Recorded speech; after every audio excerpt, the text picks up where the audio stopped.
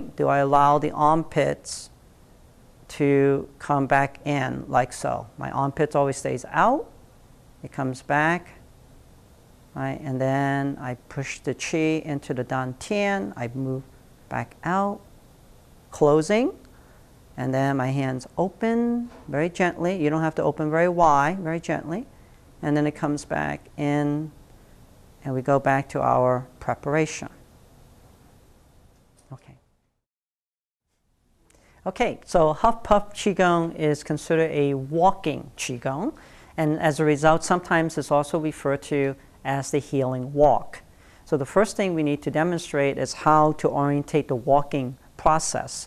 So in the walking, your intention is that as you walk, you're going to be lifting up slightly the heel, and then from there you're going to slide the heel across the floor. So you try to keep the heel as close to the floor as possible without allowing too much lifting of that foot. So again, if we are working with this, the heel comes up slightly, and then all you're doing is sliding with the heel slightly off the ground, and then you allow the weight, those little roots of your toes, to go into the ground, and then as that goes in the ground, you're drawing the back slightly off the floor, the heel, and sliding that across the floor, and then you try to ground by putting all of the roots into the ground, and then slightly the back foot comes up, and then you're sliding again into this movement that is crucial to this idea of Huffpuff breathing.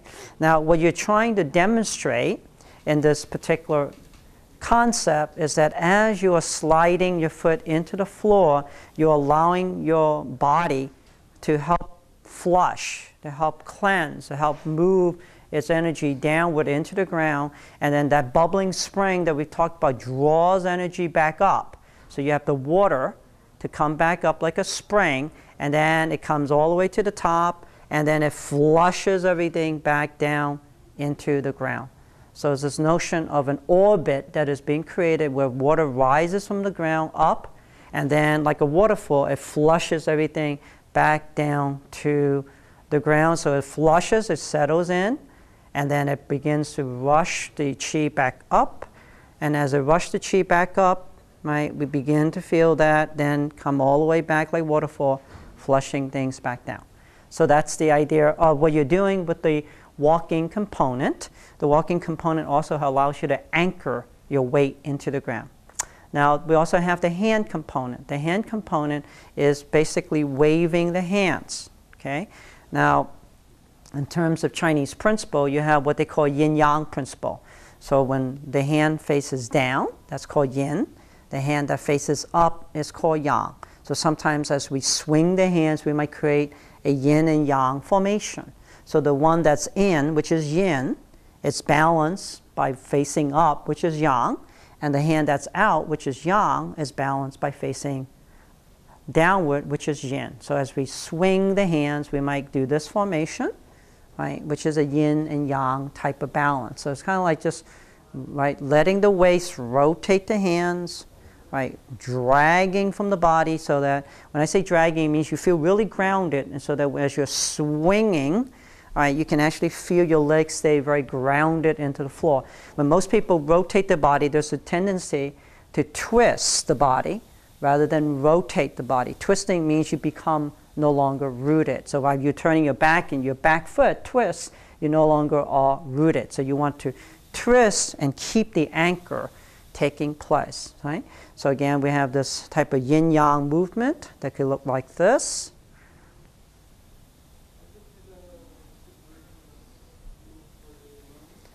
And you have also what we call waving hands that looks like this. So here, the hands are just the notion of it allowing the shoulders to relax. The shoulders is what's pushing down.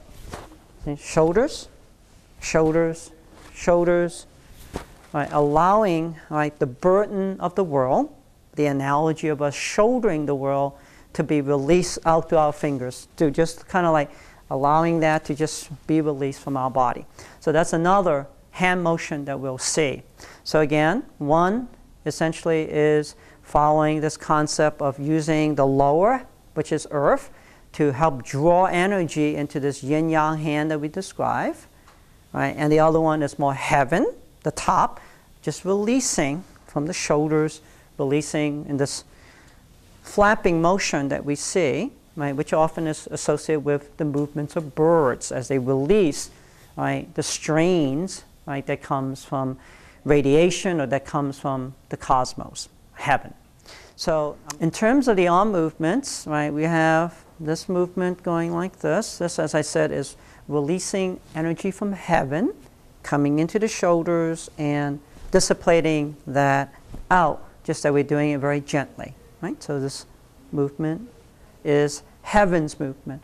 And heaven's movement is generally seen as where most of the factors that is causing one's illness is seen as something that's more external, is seen as more environmental.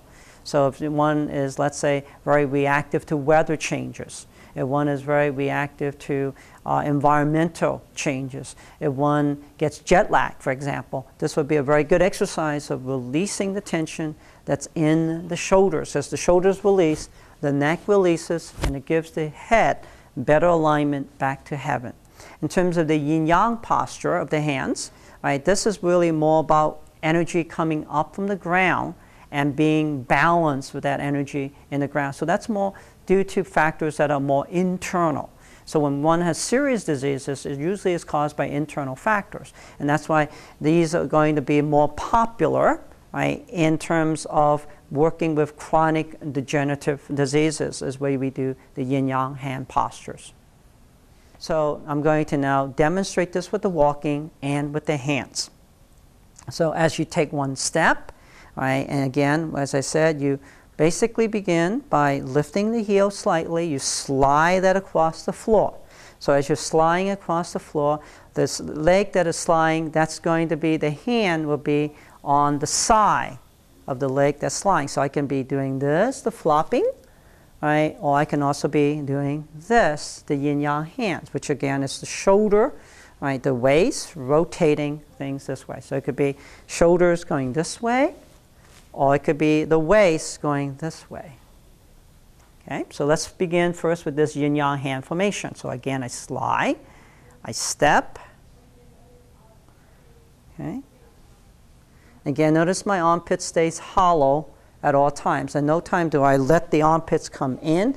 No time do I jam the chi that's moving.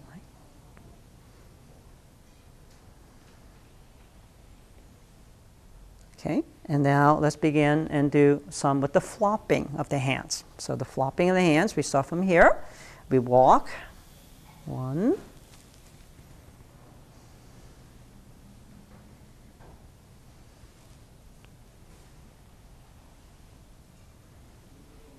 Okay, so now we try again one more time. We'll do the yin-yang hands. So we walk, we start from here and we step out. 1, 2, right? 3, 4. And then we go back and do now the flopping of the hands. 1, 2, 3, 4. And now what we're going to do is incorporate the breathing, the Huffpuff breathing into it. So as you take a step, right, you're going to begin the process of doing the huffing, which is the movement of the nostrils. Right? So we go, and then remember we're going to go. So notice, you are exercising the diaphragm, you are exercising the thoracic duct and helping the body in the process of moving the lymph system in the process of detoxification. So let's begin with that. We breathe, we start the huffing and puffing process. So begin by huffing. And now as I release, I'm going to do the flapping first, right?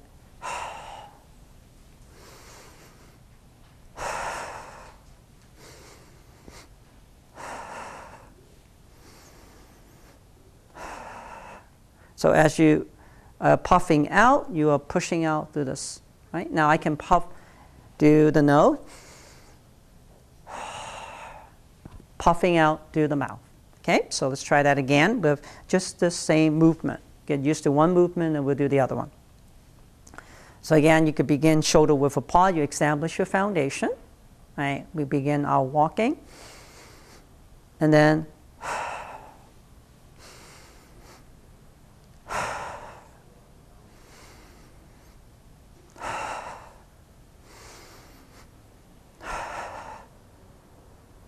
okay.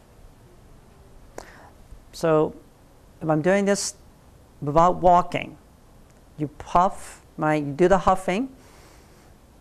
And then as you are allowing the hands to move out to the side, you're doing the puffing. Huffing. And then, so as it comes to the center, huffing. As it goes out to the side, puffing. Now some people would just simply do huffing. And then when they release the hands, they puff it out. So again, it's not important in the sense of how you're doing it, as long as you are creating some routine by which you are able to orientate the huffing, the contraction of the body, puffing, the dilation of the body. So contraction, dilation of the body. Okay, now let's try this with the yin-yang hands. Okay, so again, I begin with my starting position. After we've done the opening, closing, we come back into the starting position, and now we begin the process of breathing in, huffing, and then as it comes to the center, huffing, and then out,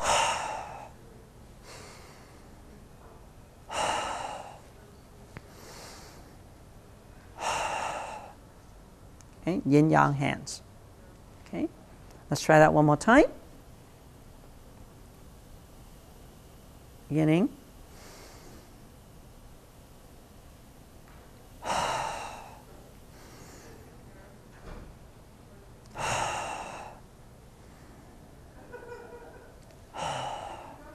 And again, each time you do this, you should be rotating to the side that the hands are going to. Okay, so there's also a slight rotation of the body, right, to exercise, right, the joints of the body. As I rotate, my shoulders are moving, my hips are moving, my knees are moving, and of course, when you're stepping out, your ankles are moving as well, to give the joints a rotation as well. Okay, well, the practice of Qigong is really disciplined breathing. You're taking time to become focused in the way you breathe. Most people breathe obviously naturally, but most people breathe unconsciously. So it's conscious breathing, and if you're looking at the breath as the motivating force that creates life, it is the breath that basically also then heals life. So the more serious of a condition you have, the longer time you should spend doing these Qigong exercises.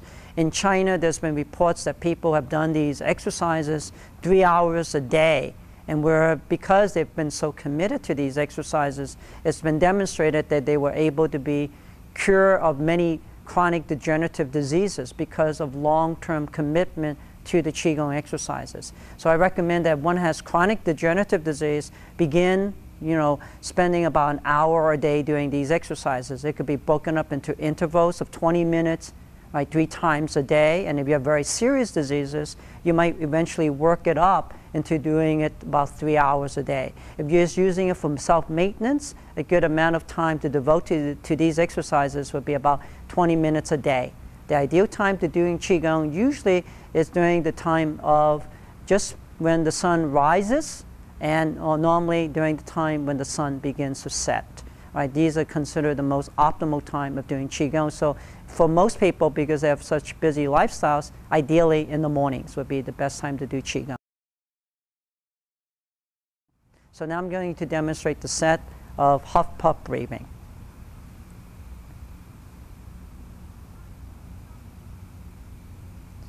So huffing and puffing.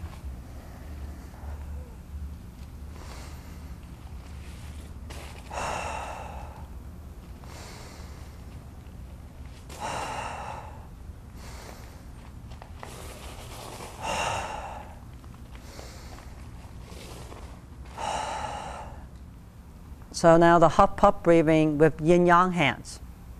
Huffing.